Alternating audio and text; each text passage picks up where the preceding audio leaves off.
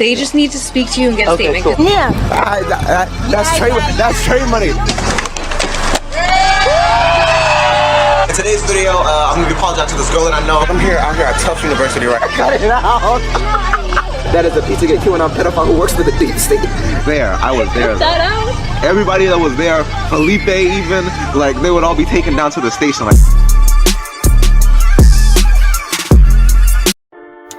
what is up, guys? My name is Liam Dixon, and in today's video, I'm going to be exposing the dark reality of today's skateboarding industry. Now, a major issue in the skateboarding industry is the issue of grandfathering. Now, obviously, I don't literally mean someone's grandfather. What I mean here when I say this, I mean how a young skater, we'll use, let's just say Tyshawn Jones, for example, who went pro in 2011 at a very, very young age. How basically a young skater can have connection with the industry, maybe their friend or uncle, or maybe they're buddies with a skate shop owner, and this gets them things such as sponsorships, brand deals, and all these other things simply off of the strength of their connections. And I'm not going to touch too much on this, but obviously you guys can make your own conclusions, and I'm sure you guys already have people in your head that you know are only in the skateboarding industry because of their connections, or they've only reached certain statuses such as pro or AM, all of these various titles that we give to skaters due to their strength of their connections. One of those significant problems within the skate industry is the issue of style, or as civilians call it, coolness. Coolness is one of those just kind of relative factors that can vary from person to person, skater to skater. For example, some people think that it's cool to dress like you're from 20 years ago, while the rest of us don't. A great example of this dichotomy would be the Nyjah versus Tyshawn debate, which was recently reignited due to the SOTY, or Skater of the Year, contest that Thrasher holds every year, right? So, many videos, and I mean many on many have been made about this topic. So this isn't gonna be another Nyjah versus Tyshawn videos. But Nyjah, who is obviously, he's a veteran in the skate industry, known for just dropping down hammers, and on the 9 Club podcast even said that he deserved merit for this award. However, Tyshawn, being a much more street-oriented skater, he skates for a more, I guess you could say, skater company, a more skater sponsor, and he has kind of a cool filmer. So everything about Tyshawn is more street and more cool, right? Even his company that he skates for, Supreme, has better fashion than the company that Nyjah skates for. And I feel all of this really contributes to Tyshawn getting SOTY and Nyjah not, which this is a real problem in the industry. Specifically, William Strobeck, he uses a very unique, kind of weird, controversial filmmaking style, which I know some skaters, including Gifted Hater, are not a big fan of it. But he uses this style to basically document everything that Tyshawn does. According to a New York Times article done about William Strobeck, the filmer for Supreme, this is the article. Outside, skateboarders in hoodies and tiny beanies huddled beneath clouds of weed and cigarette smoke inside someone behind a makeshift bar poured wine into tiny plastic cups. This is kind of painting the scene that is happening as Strobeck films. And it says, during the final scene of the part, which features a colossal kickflip by the skateboard superstar Tyshawn Jones over the 145th Street subway station tracks, the building almost seemed to shake from the screaming audience. Now, this moment right here was a very monumental moment, and this is the moment that I feel kind of put Tyshawn over the edge in competition for SOTY, for Skater of the Year award. But it's also very important to acknowledge the role that Tyshawn's coolness could have played in the fact, and I use coolness for the lack of a better word, but we can get all philosophical and fancy if you guys would like, but when I say coolness, you guys really understand what I'm meaning. And if you don't, you can leave a comment, and I'm sure someone in the comment section will help you with grasping such a simple concept. Now, as for Tyshawn, I think honestly his kickflip was pretty crazy. I think that's the main reason why he deserved it. And let's play that clip.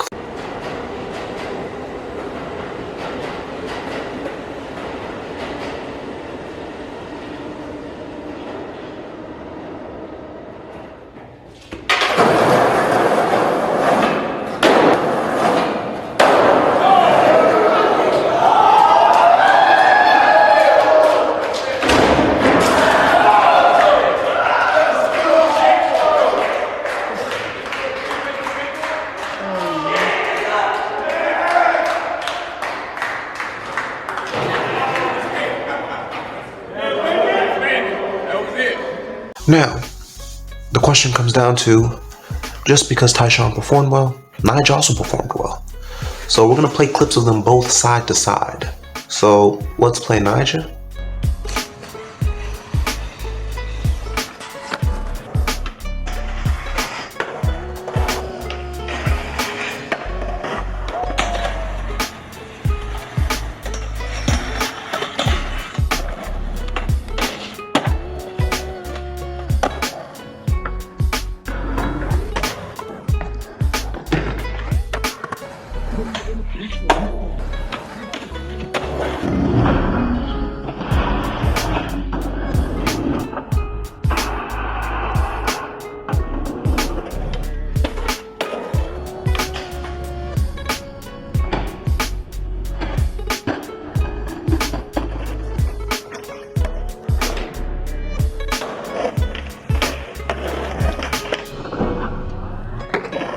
And if you notice, guys, this is vastly different from the way that Tyshawn skates.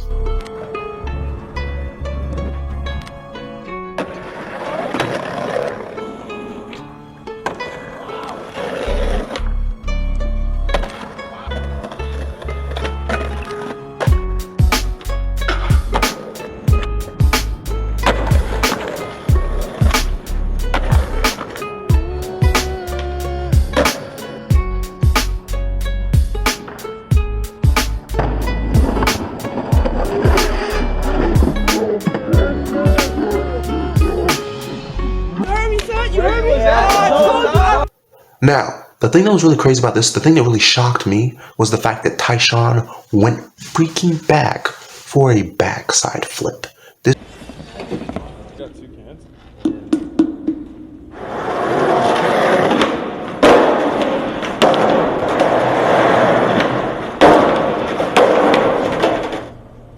Yo, that shit was fire, son.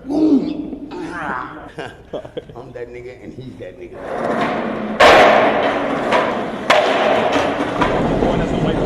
This is not smart of you. I'm very nice about it. My bosses come down, they're not nice about it.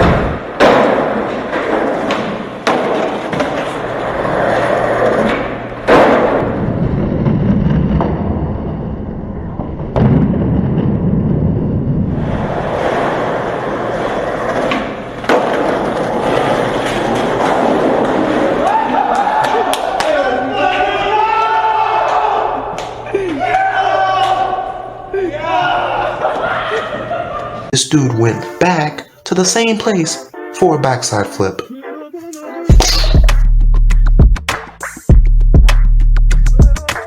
A major problem that exists in skateboarding is the lack of opportunity and the fact that there is no official governing body for discovering new skaters, no official college team or national skateboarding league. So breaking into the league is entirely based on, previously as I said before, the connections you have as well as the attention you can garner, aka clout, right? And I feel like Scapegoat becoming pro is a great example of this, but we're not going to touch on that. That's a very topic. But Ask Steve Berra, okay? There was some sketchiness. I'm going to be honest. There was some sketchiness with bro becoming a pro. And a lot of these things, they can contribute to your accessibility to skateboarding, which I've noticed is a real problem, right? Like, you have people, they're not able to skateboard certain times of the year. They don't have skate parks accessible to them. Like me, I live in New England, right? So during the winter, when it's snowing, I literally cannot skateboard. I would have to go to an indoor skate park, and the closest indoor skate park is miles and miles away. And if I can't afford a train ticket to take an hour-long, however, trip to an indoor skate park, then I'm just out of luck. I'm not going to get any better at skateboarding. Now, obviously, my case is very, like, on the better end, but there are people where they don't have skate parks where they are, and a great example of this would be the Uganda Skateboarding Society, an Instagram page I came across of on Instagram. They're like these African kids that are like nasty at skating.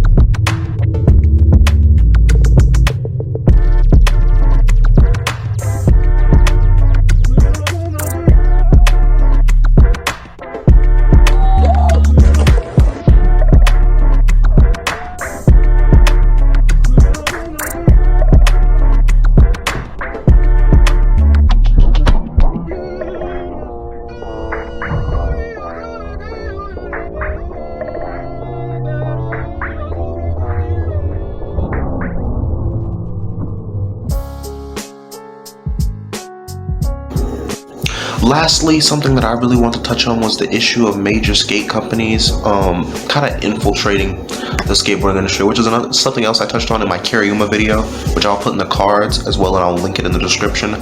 Was the idea of certain corporations being okay on skateboarding, other corporations not. But another problem in skateboarding is the idea of major corporations, specifically those that are not affiliated with skateboarding. And I know a lot of people, when they first come to mind, right, they think Nike, right? But Nike had a previous affiliation to skateboarding, right? So what's happening is you have a lot of major corporations that have zero affiliation in skateboarding, literally just be like, all right, guess what, today we're doing skateboarding. So a great article I read was the Red Bull article, which was keeping the skate industry in the hands of skateboarders, right? So skateboarders are some of the most dynamic people on the planet. We're athletes, artists, students, community leaders, musicians, company owners, businessmen, and women, all playing a unique expression in what it means to be a skateboarder. In the preservation of the industry being run by skateboarders for skateboarders, supporting our community no matter the cost. Literally. For more skateboarders to be financially supported.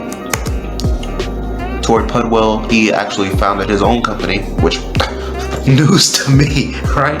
Tori Pudwell. It's called Thank You Skateboards. Thank You Skateboards. Thank You Skateboards. And it looks pretty cool. It looks pretty promising, I'm gonna be honest. Tori Pudwell's a nasty guy, so I'll love to see what kind of nasty skateboarders he gets on. Hey, yo, what the fuck? I don't know who this woman is. Lisa Whitaker and Meow Skateboards. I think I heard of them. Nextly, I don't even know if that's a word. We're gonna talk about the study done by Syracuse University right now. And Syracuse University, if you guys don't know, it's a prestigious college in New York, and some of its notable alumni include Joe Biden, Carmelo Anthony, Jim Brown, and Jim Boeheim. I think he's like a businessman or something. But yeah, how did the swoosh get into skateboarding, which was a study done by Syracuse University. Total of 355 questionnaires, which were collected from skateboarders who range in ages from 13 to 55 years of age, with a mean being of 49, not 49, you idiot, 19.4. We can look here. Most of them have been skating at least, let's say, around 4 to 6 years, I would say. Most of them skating anywhere between 2 to 6/4. In between, so we'll just say 4 years. And now this is on a scale of, I believe, I'm not sure exactly what the scale is, but I think it's a scale of 7, right? Nike SB sponsors skateboarders, so yeah. Nyjah Huston, Robert Neal, Carlos Ribeiro, like, this is off the top of my head, nasty guys. Who else? Bro, I know I'm missing some. Theodis Beasley, Shane O'Neill. I'm missing so many people. Nike SB has a good team. Yeah, we know that. So this is 5 out of 7. Basically, they're talking about Nike SB is basically lit. Nike SB is lit. All the means. So basically, they're saying out of 7, Nike SB is like a 5 out of 7, which I do agree. Nike SB is pretty lit, but Nike is not a primary, I guess, infiltrator of the skateboarding industry. I would say more so we need to worry about the other companies, the more dangerous companies like Cariuma and all the demons that work over there. Alright guys, I hope you guys enjoyed this video, guys. I had a good time making this video. Leave your comments down below what you guys think. What is the future of the skateboarding industry? How do we fix all these problems? Are they here to stay? Are they not? I don't know. I'm just a guy that made some observations. So, I'll see you guys in my next video, and I'm out of this one. Remember the first time we met, you said we was only gonna be friends. I ain't want to offend, but I had to pretend. I knew this how I wasn't gonna end.